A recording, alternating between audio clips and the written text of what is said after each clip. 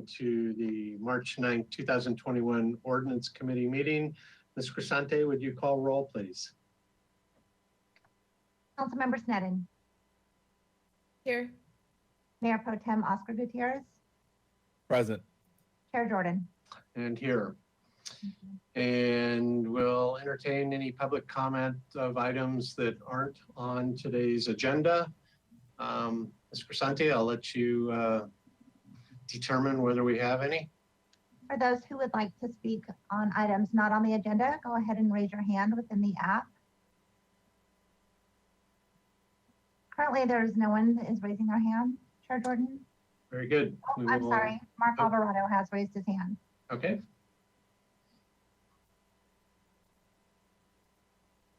Mark Alvarez, please go ahead.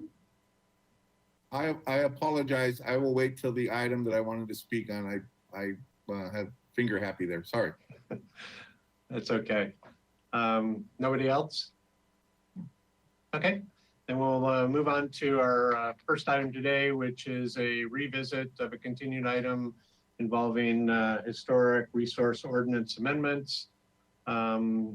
Staff, I'm assuming will, Ms. Hernandez, how are you?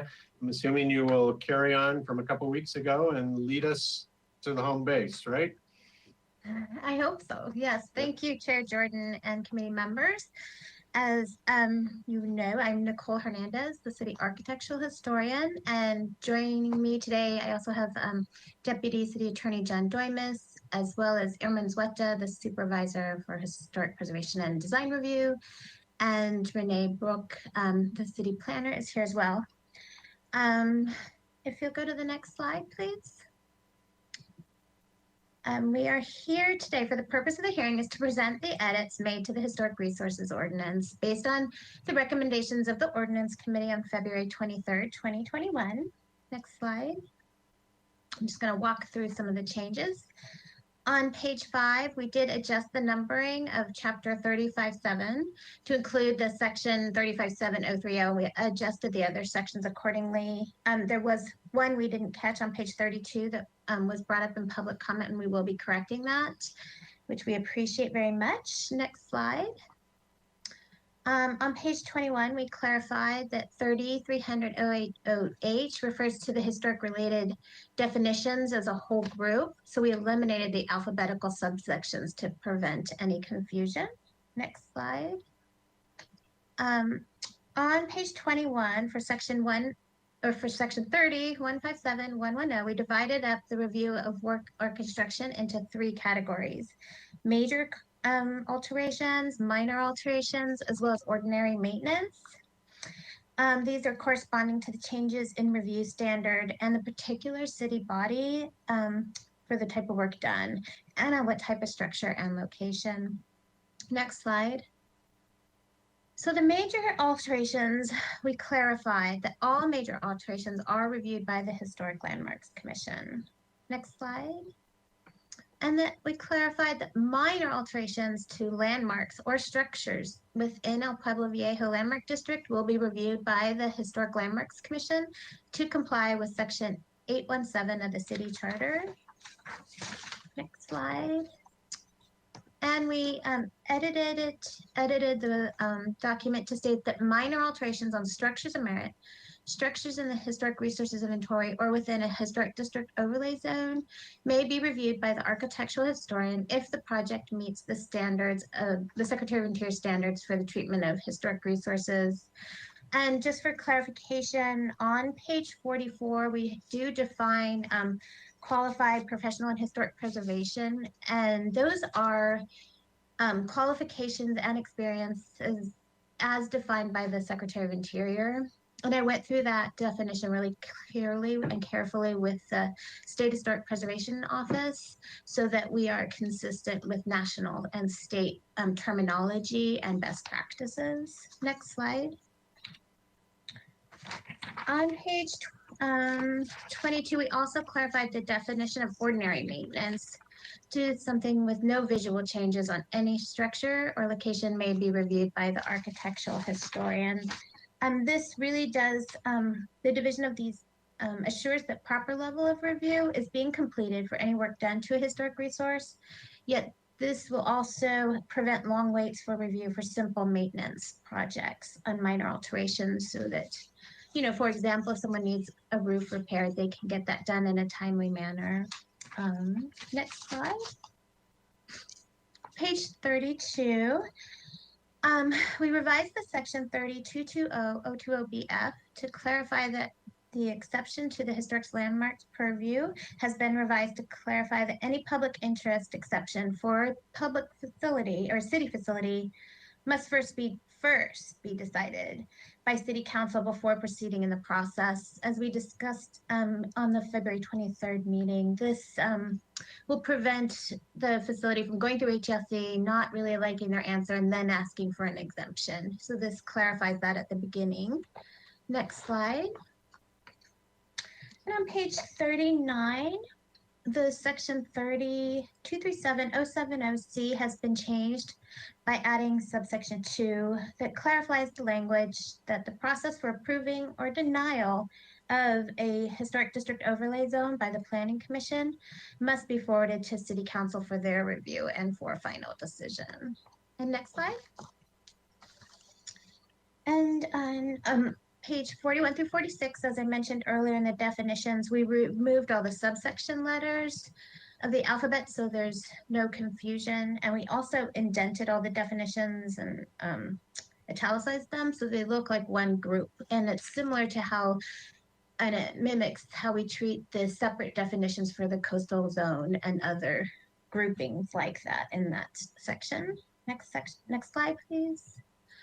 And we revised the definitions for major and minor alterations, as well as added a definition for ordinary maintenance to correspond to the changes in 3157-110. And next slide, I'll just go over those definitions. So the definition of major alteration is any physical modification or change to the exterior of the building, structure, site, object, or designated interior that may have significant effect on the character defining features of a historic resource. All major alterations shall also include construction of additions. And on minor, next slide. Minor alterations includes this description, any physical modification or change to insignificant exterior features of a historic resource, including additions, windows, doors, and exterior siding material that's not original or otherwise lacking in historic integrity. And finally, one more slide over, we added the definition of ordinary maintenance to be the maintenance, painting, landscaping, or repair of any exterior feature in or upon a historic resource that does not involve a change in design, material, or external appearance thereof, except that the removal of trees or change of paint color shall not be considered ordinary maintenance. And final slide. So we are again looking for a recommendation that the ordinance committee recommend to City Council the adoption of the municipal code amendments and to the zoning map related to historic resources ordinance and amend the certified local coastal program implementation plan by adding chapter 28-100 to the coastal zone ordinance. And we're happy to take all questions and look forward to your comments. That concludes my presentation. Thanks. Chair Jordan, Go ahead. if I may, there's one last correction that I should have noticed. I sincerely apologize. In order to be consistent with the charter, it's page 21 under C. So both minor alterations for landmarks and structures within the El Pueblo Viejo Landmark District and for structures of merit, it should say it's reviewed by the Historic Landmarks Commission. This has the C has architectural historian. That was a miss on my part. So I just wanted to clarify that. We'll make that change. Very good. I don't doubt that you may be catching a couple more of those over the next few weeks before it comes to council. Sure. Too many intertwined pieces. Thank you, Mr. Hernandez. You've effectively wrapped up in 6 or 7 minutes, an hour and a half of a couple of weeks ago. So great job. Questions, Councilmember Snedden. Thank you, Chair Jordan. And first, just incredible work again by our architectural historian, and Mr. Doimus, thank you. There's really, I've seen the emails going back and forth and the line by line attention that you're giving to every question. So thank you. I still have some lingering questions, really just from email correspondences from the public, and maybe some of this will come up in public comment. But one question I have is, Ms. Hernandez, architectural historian versus city historian versus city architectural historian. If you could clear that up, there's some concern that there's so much appreciation for you in your position, and that it needs to be for anybody in that position very clear. And if you could just help me with that, I'm not sure that I understand the difference between the architectural historian or city historian or combination. Yes, thank you, Chair Jordan and Commissioner Snedden. So the Secretary of Interior sort of defines the whole professional standards in historic preservation as having qualifications in history, architectural history, or historic architecture in education and experience. And then they go on and tell you how much you have to have. And this position has to fill that to even apply for the job. And we wanted to very carefully put that in our definitions. So then when you reference the guidelines, it'll go through each one. Architectural historian is pretty much the term used for this position across the nation. It's very encompassing because it does sort of give the experience that's required to perform the identification, evaluation, registration, and treatment of historic resources. And so that is why it's the term used. It's pretty broad. I look at stone walls, and I look at all sorts of structures and sites and features, but it is the term. You can find it almost in any city. That's the term used. Sometimes they'll say, planner or architectural historian planner, but it's a familiar term across the country because the Secretary of Interior outlines it as such. Thank you. That's actually really, really helpful. And I know you referenced it, but I still wasn't really clear on the finer definition. And then I think this might be a question for Mr. Doimus. This issue of section 30.022.020C2, and that and I think you've gone through it in great detail, but if you could just really highlight for me how we reconciled the language to be consistent with the charter in the HLC jurisdiction to, if there is appeal of what could be exterior alterations. I mean, there's a lot in the definition that says if it's not substantial or if it doesn't jeopardize, but if there's a judgment call on that someone wants to call into question, is that appealable? Or just we've seen the emails and just sort of how that very particular section is reconciled with the charter. Sure. Well, the charter talks about the HLC having jurisdiction over alterations. The charter doesn't define what alterations are, and we do define it. So if there are alterations in there, it goes to whether they're minor.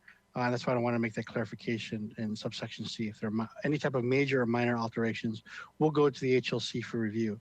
And once it's within the HLC's review, there's the appeal process in the code that talks about the ability to appeal HLC's decision. What's not in their purview is maintenance, and maintenance is it doesn't change anything in terms of the style. It's a like for like change, and so that's what's different. That's in terms of people wanting to repair something and not change at all the exterior style of anything. And like I said, when it comes to painting, it's not a new color of paint. It's not also significant structures like trees. It's just minor repair that doesn't change the exterior of the building is what an alteration is. And that will go before the architectural historian to determine too if that fits, if it's an alteration, if it's maintenance, if it's true maintenance. If it's not, then it would go to the HLC. So there's that set of eyes going through that. So any type of maintenance, shouldn't be in the HLC's purview, but alteration should be because it's actually changing the look or the style of the building, whether however minor it is. And that's what we'll go to it. Thank you. And thank you for addressing that. And then did I see on the slide that said the definition for minor changes, did it say including additions?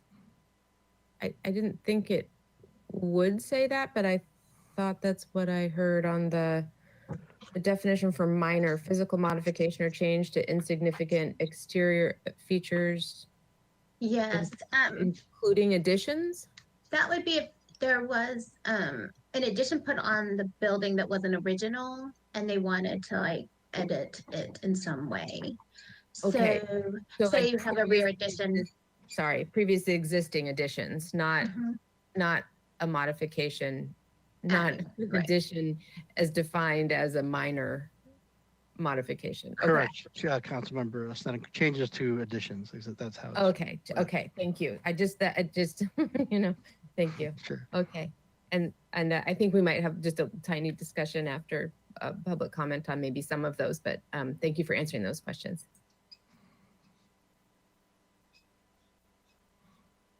Any other questions?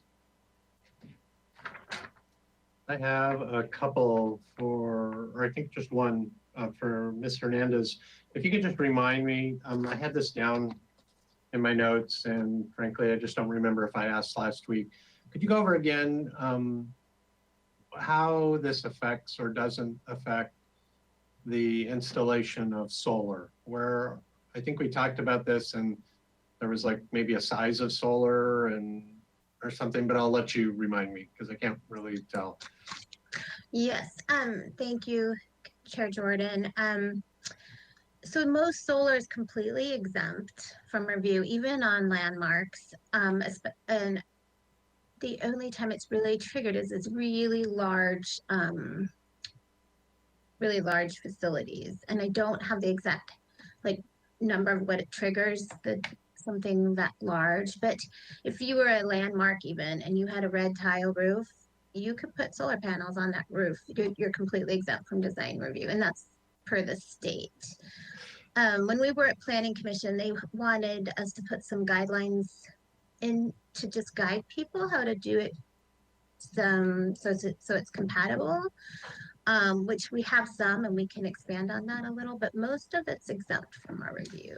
And is it, is every part of the solar installation on a roof exempt, the panels and the apparatus to hold it, or is there a difference there?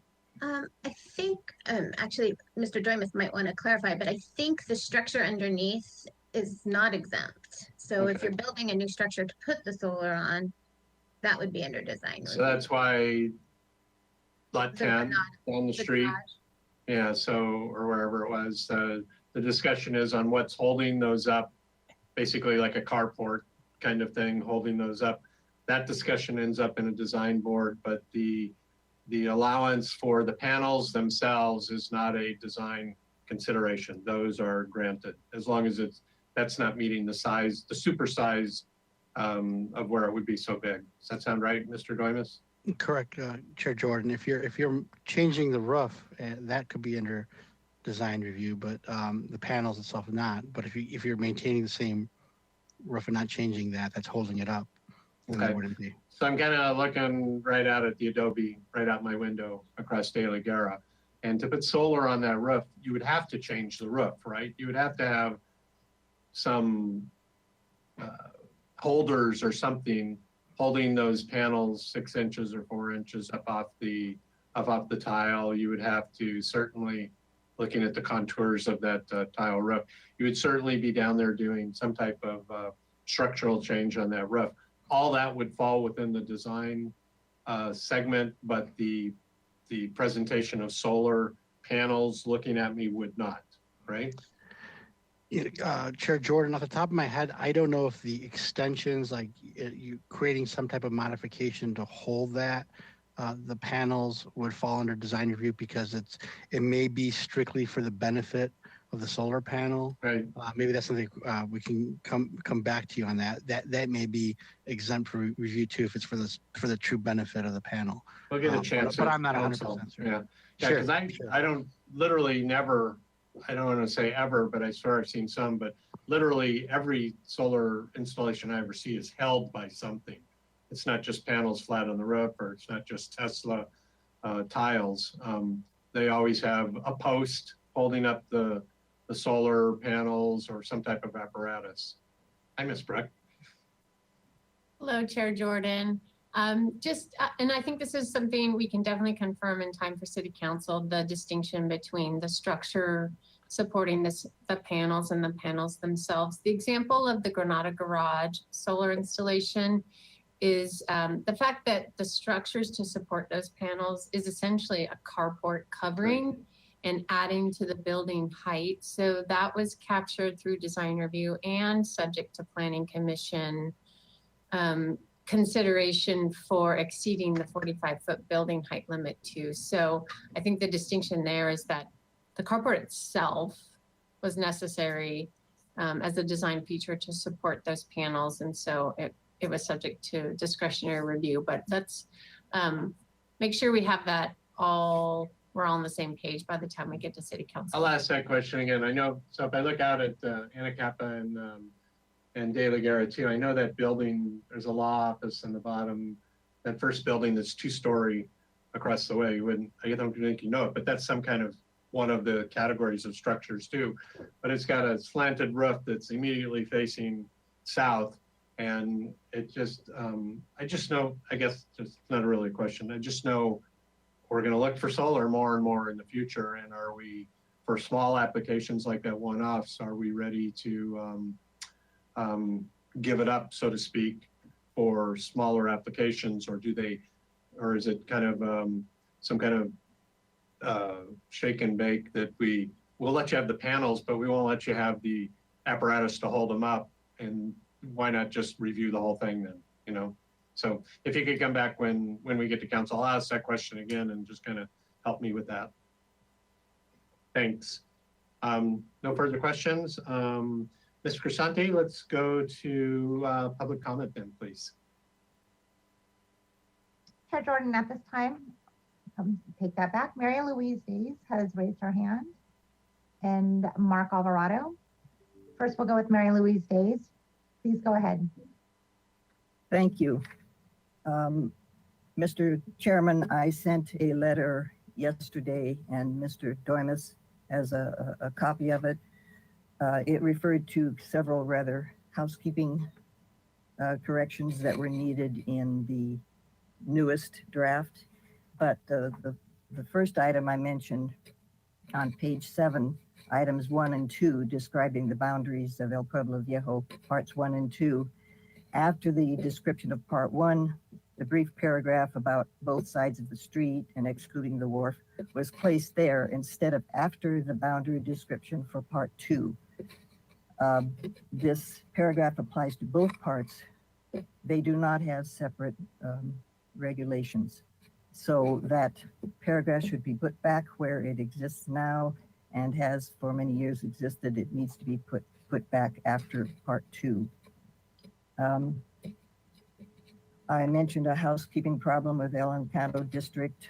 There's no area described in its part C, and then incorrect section number on page 32 for EPV, and then the 33.220.020C on page 33. I believe Mr. Dormis referred to that.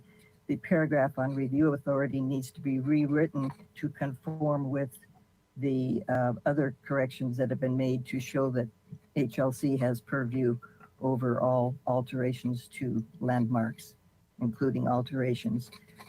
Members of the public have brought that up to me also. They're very worried about trying to take away the authority of the HLC. On page 33 at the top of the page, it mentions minor zoning exceptions to be reviewed by the HLC. That's new to me. What zoning exceptions does it have to review, or is that an error?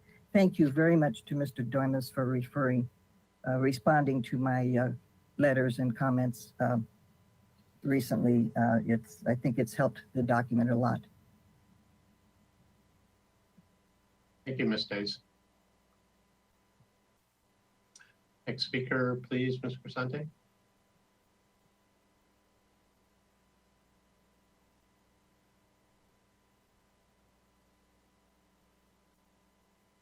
think you're muted to me anyhow. That's okay. Chair Jordan, Mark Alvarado lowered his hand. There are no further speakers on this item. Very well. I'm sorry. Um, Let's back up. He raised his hand again. I'm gonna have to tell him how many shots he gets, huh? Thanks. Mark Alvarado, please go ahead. I'm so sorry because my hand shows that it's green, but I guess that's when I'm muted, and when it's orange, it's when it's open. So anyhow, so I guess I'm calling in because I'm just trying to understand, and maybe the three of you can help me understand kind of what the impact of these amendments might have on the preservation or the conservation of the murals in Ortega Park. And so I think there's a definition or definitely a difference between historic resource and cultural resources. And so I did speak to Mrs. Hernandez yesterday, and she was kind of spending some time with me on the phone. And so she explained that it kind of actually strengthens the process. So what I'm trying to understand, is that really based on now where there's kind of more staff purview in the process versus kind of what we went through the first time with the HLC and the Planning Commission with the murals? And so perhaps that we don't go through that process again, and that maybe it's a little bit more stronger for the community and for staff to work together to try to figure these things out. So that's really kind of my question, is kind of like, in all of this, is there a difference between cultural resource and historic resource? I mean, if you guys can maybe chime in on that, or have you put any thought into that? Do you think this is significant to what we're trying to do, or am I just in the wrong meeting?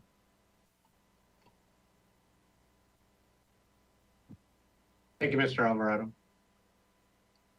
Any more public comment, Ms. Crescente? Yes, our next speaker will be Roseanne Crawford. Roseanne Crawford, please go ahead. Hi, can you hear me? Yes.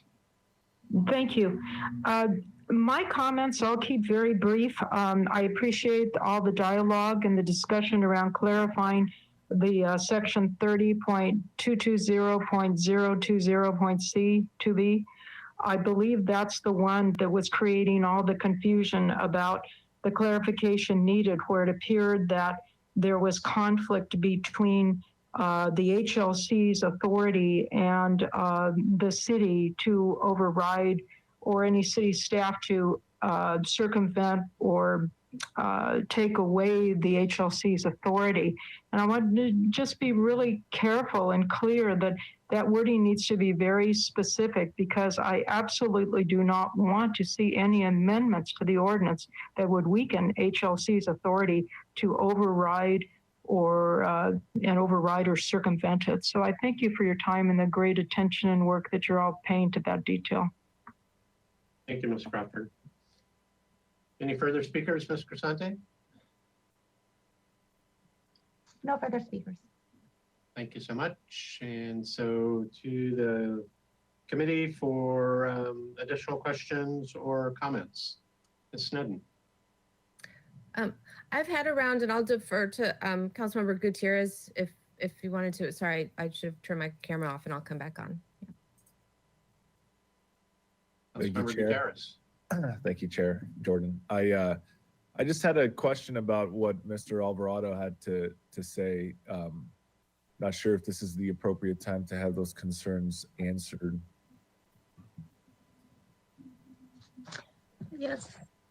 Thank you, Chair Jordan and Commissioner Gutierrez. It is a good time to look at that a little bit. In the ordinance, we had proposed clarifying that buildings that qualify must be 50 years old or of age and having historic integrity. This is sort of a best practice in the National Register, and it sort of gives us a threshold of where to start looking, and it gives our program some real credibility that we're not arbitrarily assigning things significance. I know I've had a lot of public come to me say, you'll just designate anything historic. And that's where that comes from. But however, there are exceptions. And what we've been discussing about the murals is that they are a cultural resource, and that really defined by CEQA much more clearly. Something that's really important to the culture of community without any age determination can qualify as a cultural resource through CEQA, and we can use the CEQA process for that, defining it as historic through cultural resource significance. So we're sort of governed by two sets of rules. We're governed by the CEQA rules and our local ordinance rules. And because the murals are not quite 50 years old, they're 1979, and some have been altered some, we feel like acknowledging them as cultural resources will still allow them to be protected and identified, but without the confusion that we had when we had a lot of confusion at the Historic Landmarks Commission on how to identify these as historic. So that was some of our discussions on how to move these forward to protect them. Does that make sense? It's confusing because we have two bodies and two separate definitions, but I think that in the end, the protection of those murals is the goal. Thank you. That's the only question I had. So, Mr. Hernandez, what you're saying, they really don't fit into a historical category readily? Is that part of the problem? Readily, yes. Part of the problem that we had at Historic Landmarks Commission is that some are much younger than 1979. They're much younger and very recent. That does not mean they're not important culturally and as pieces of art, important to our community. So, and then also they've been altered over the years, and it was insinuated that's a tradition that is common practice and accepted. Well, it puts it, the Landmarks Commission felt in a little bit of a hole because when we protect things, we sort of protect them as they are. So there was no motion made on that item. And I think we're going to come back with some clarification on really identifying them as cultural resources, as significant pieces of art, rather than I kind of feel like they're a square peg in a round hole because they're a little different than our typical historic piece of architecture. And as part of the national criteria for that 50-year number and non-changed or non-worked on continuously over the past 40 years and changed, is that part of how those guidelines go? It is part of the National Register's guidelines. There have been exceptions. I did designate a building under 50 years old to the National Register. They'll make exceptions based on importance, but as a general threshold, that is what we look at. And that a lot of that is for our review. When I review everything over 50 years old. So that expands that review really a lot of it. And it really speaks to standing the test of time. And that's the test. Has it survived this long to make it historic? And has it retained its features that make it historic? So, and they even describe this in the National Register. Can someone from that period of time jump through time and space and look at it and recognize it? And that's what kind of gives us some real credibility, is following those standards. Thank you. With all that, we still don't have time travel, huh? That's not enough reason, right? Really? So, all right, thank you so much. Discussion and comments then, Ms. Sneddon. Thank you, Chair Jordan. So I guess now would be a good time to go back to the comments of Mary Louise Days and sort of make sure that these have all been addressed, or just hear about how they've been addressed. So just starting with the that item 1 about the boundary descriptions and putting the boundary back to where it was. Is this something that can be done before it comes to council, or? Yes, thank you, Chair Jordan and Commissioner Sneddon, or Councilwoman Sneddon. I guess I'm gonna have to look at who changed. So many fingers have been in this. I think someone thought it made sense to put those 3 lines with a Pueblo Viejo 1, because some of those are attached to that section. And I'm confirming with our GIS coordinator that does all our mapping on the map. And so I'm definitely going to address them. Okay, so that before it comes to council, that will be made self-consistent. Okay, Yes. thank you. And then the the next item on her list there on page 10, no list of properties for El Encanto Historic District, although the text says within the area described in 30.57060C. Something's missing or misnumbered. Has that been addressed? Yes, we're gonna address that. The contributing properties are in the reso, and we changed the maps. They had a different map for each district because they were added over the years, and now they're all consistent in the zoning map. So we'll address where they can reference the contributing structures. Great.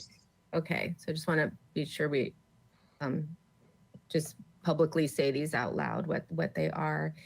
And then on page 32, section numbered for EPV district is incorrect, should be 30.57030 because 040 is Brinkerhoff. Is that something? Yeah. Yeah, we'll correct I'm just- that. Thank you. Yeah, that was just when we changed all the numbering of the section, we just missed that one.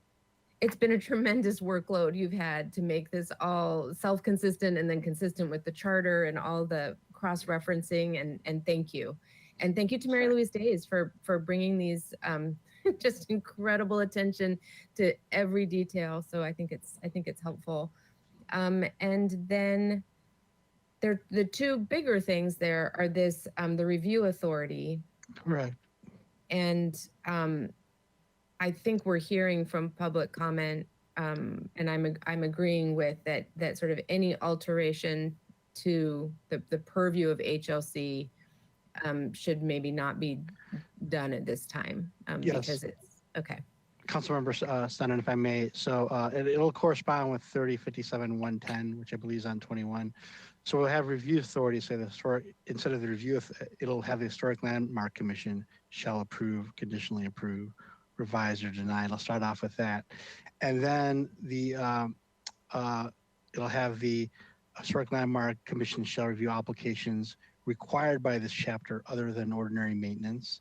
So it'll keep alterations minor and major within, and then it'll talk about the city's architectural historian who can review just ordinary maintenance, and that's it. So it'll correspond with that. So we'll make those changes. Excellent. Thank you so much. You're Thank you so much. And then the one last question, and this is again from Mary Louise Days about minor zoning exceptions on page 33, and just a question about what does that refer to?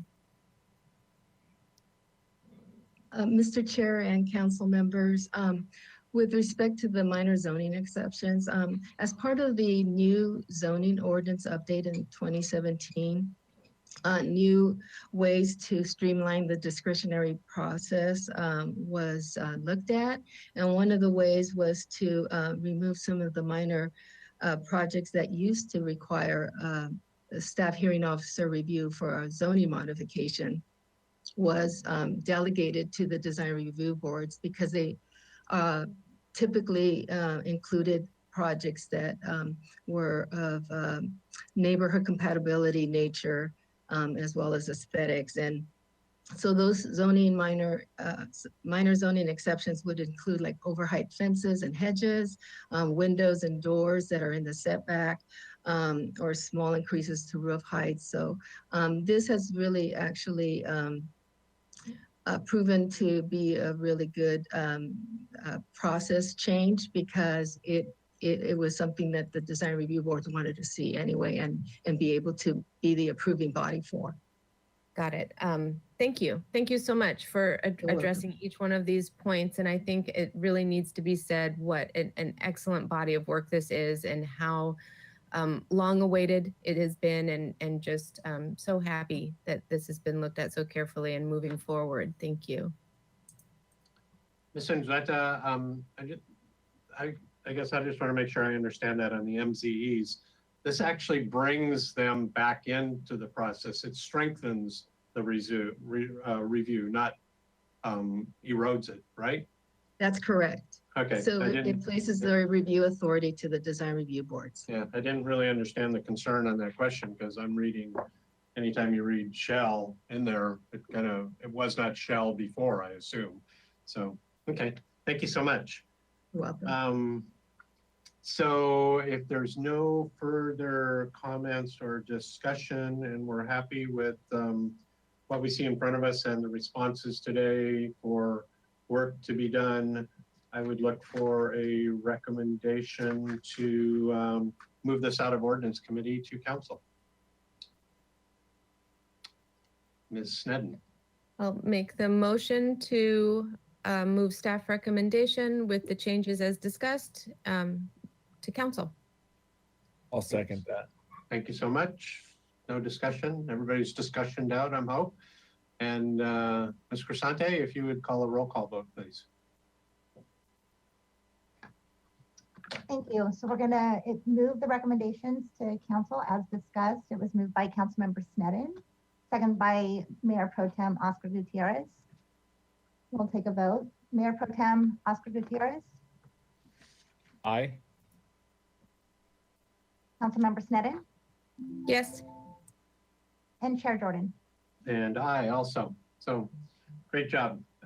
Thanks again to staff, and also again, thanks to Councilmember Sneddon for doing the yo-person's work 2 weeks ago and getting the details really started on reviewing this. So we'll move on to item number 2 on the agenda, and that has related work to be done on ordinance amendments related to various design boards.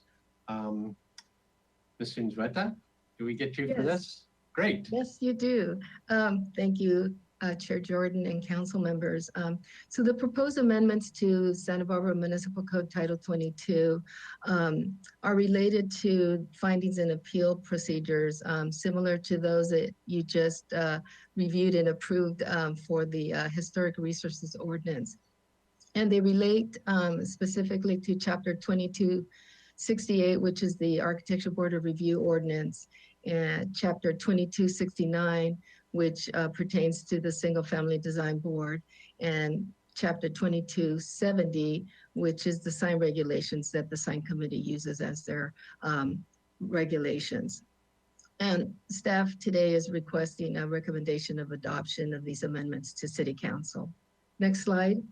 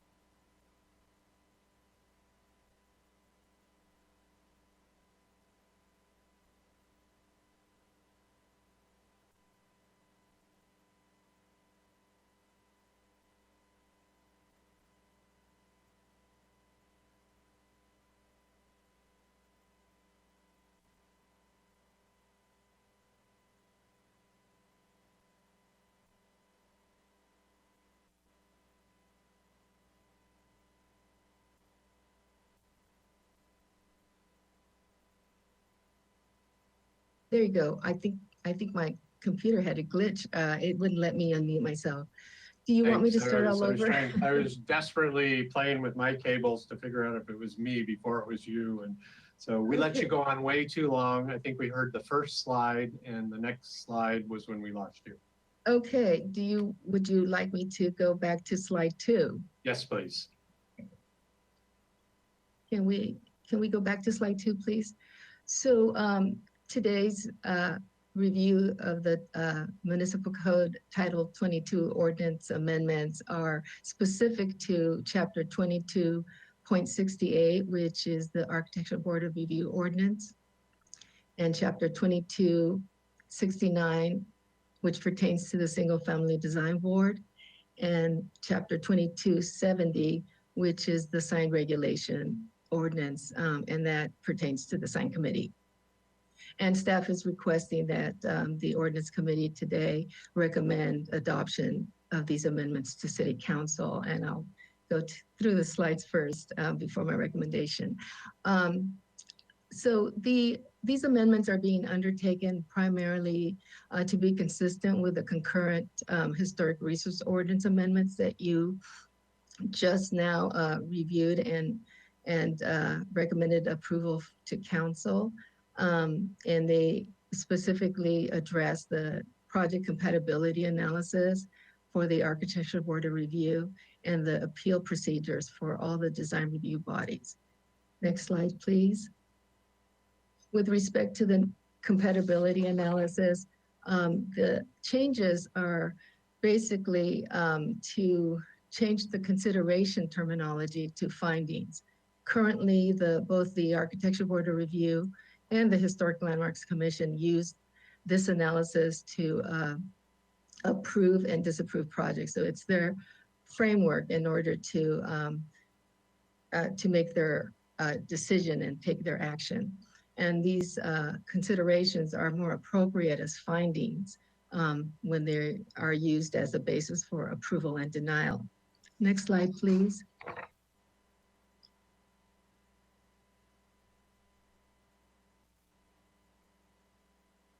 So we are proposing revisions to the project compatibility finding number 1, which is 22.68.045B1. And that just removes the determination from the finding that requires the Architectural Board of Review and the Historic Landmarks Commission to find compliance with the municipal code and the city charter. And the city charter is not listed here, but that is one of the findings.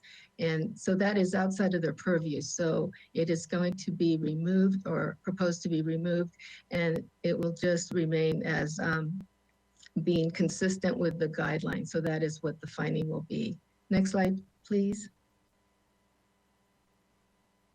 Again, for section 2268.045C1 and 2, we're proposing to revise the required, or excuse me, the findings.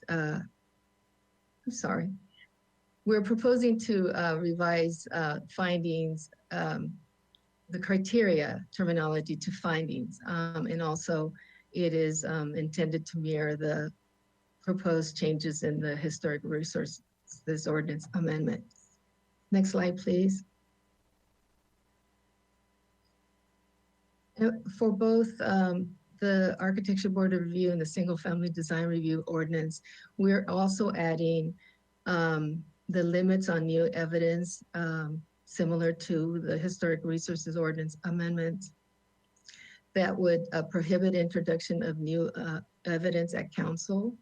That way that whatever is presented at the Architectural Board of Review or the Single Family Design Board will be also presented at council for the appeal,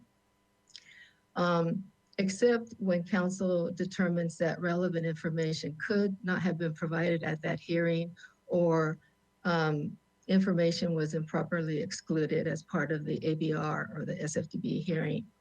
And this provision would provide more efficiency in that the council would be reviewing the same information that the Architectural Board of Review or the Single Family Design Board reviewed at their hearing, and also fairness in that there are no surprises that, you know, they get to see something different that the board didn't get to see or review. And again, these revisions align with the proposed Historic Resource Ordinance amendments. Next slide, please. The sign regulations is a little bit different. The sign committee's actions are appealable to either the ABR or the HLC, depending on the jurisdiction and the location of the sign application. So there will be a subsection added, which would limit that evidence also for the ABR and the HLC when it hears an appeal of the sign committee action. And then if that action is appealed to City Council, there will also be the provision for the limit on new evidence as well. And again, these revisions all align with the Historic Resources Ordinance amendments. Next slide. Staff is recommending that the Ordinance Committee consider the proposed amendments to Title 22 related to the Chapter 2268, Chapter 2269, and Chapter 2270, and recommend approval to council. Chair Jordan, that completes my application. I'm sorry, I can't see anybody, and this is throwing me off. That completes my presentation, and I'm available for questions. Thank you. So I think hang right there because I think the questions will come your way. So questions from the committee.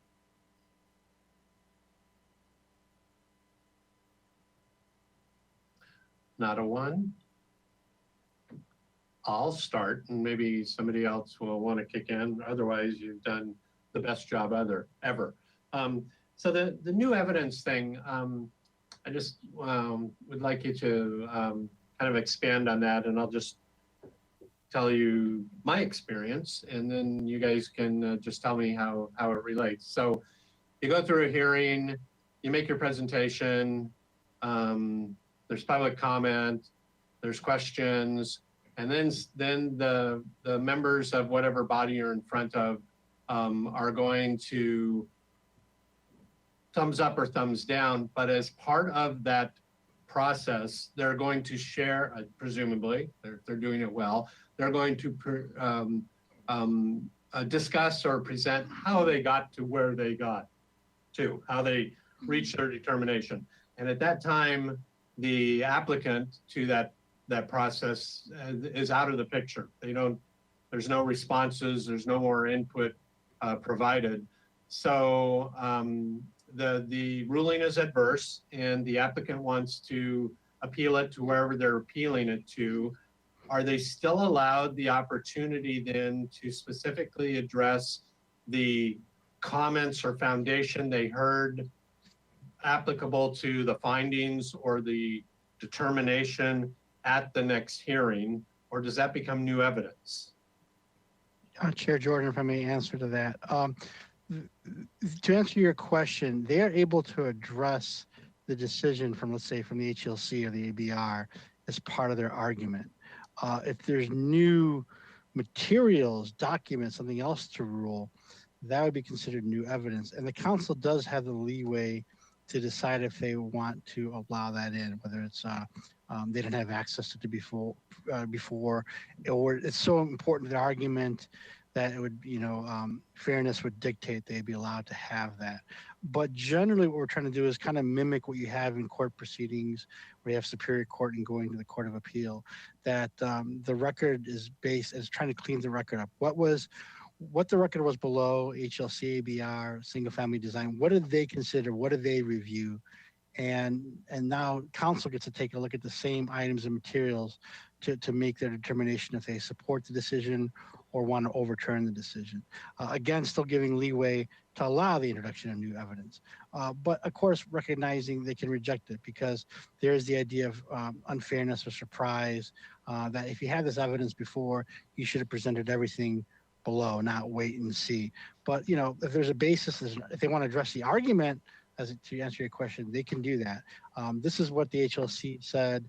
I disagree, and here's why when they present to council and make that oral argument.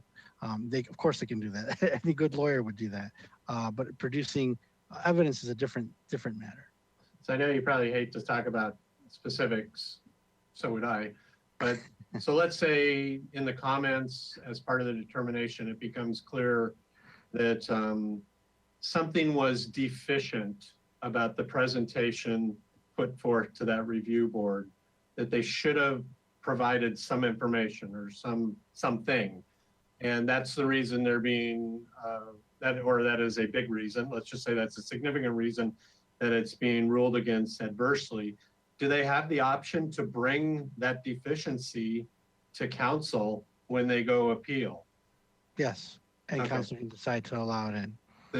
Well, you would, so that would be new evidence, but in a perfect world, council would say, yeah, you messed up, you didn't provide this information, you didn't meet this standard, you didn't do whatever, but now you're going to meet that standard. You would hope that a council then would say, that's reasonable information to bring. It's not really true evidence that you knew about that you should have presented before, but you know now because of the comments from a design board, and we would allow you to present that.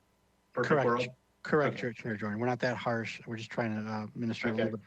Correct. And this whole process would take place in real time, right? The applicant would stand up. He would either own up to it or legal would bring it to council's attention that we think this is potentially new evidence and we need to have you rule on that before we go forward. Is that how you see that? Ideally, yes, real time would happen. Correct. Okay. Okay, thank you so much. That was really my only question. And so I'll look to other committee members on whether there's any other questions, or if nobody pops up, we'll go to public comment. All right, I think you both are off the hook for the moment. Thank you so much. Ms. Crisante, do we have any public comment on this item? Chair Jordan, no one has raised their hand to speak on this item. Okay, so I will close public comment and it is back to the committee for either discussion or move this along to council. Ms. Sneddon. Thank you, Chair Jordan. I think these are really welcome cleanup items, and I thought your questions were really helpful to understand. I've had those same questions about what happens with new evidence and how we decide that, or new presentation, I guess. And so I'm happy to make the motion to move staff recommendation and recommend approval to council. Thank you. I'll second that motion. Thank you. Then we will ask Ms. Crisante to lead a roll call vote, please. And we are recommending the staff recommendation on this item to move forward to council. Moved by Councilmember Sneddon, second by Mayor Pro Tem Oscar Gutierrez. I'll take a roll call vote. Councilmember Sneddon, Yes. Mayor Pro Tem Oscar Gutierrez, Aye. Chair Jordan. And I also from me. And I think that will wrap up today's items for ordinance committee. So we will be adjourned and I'll see both of you back in about 30 minutes for council. Thanks so much to staff and my fellow committee members for moving through this stuff really well today. Thanks. We will be adjourned.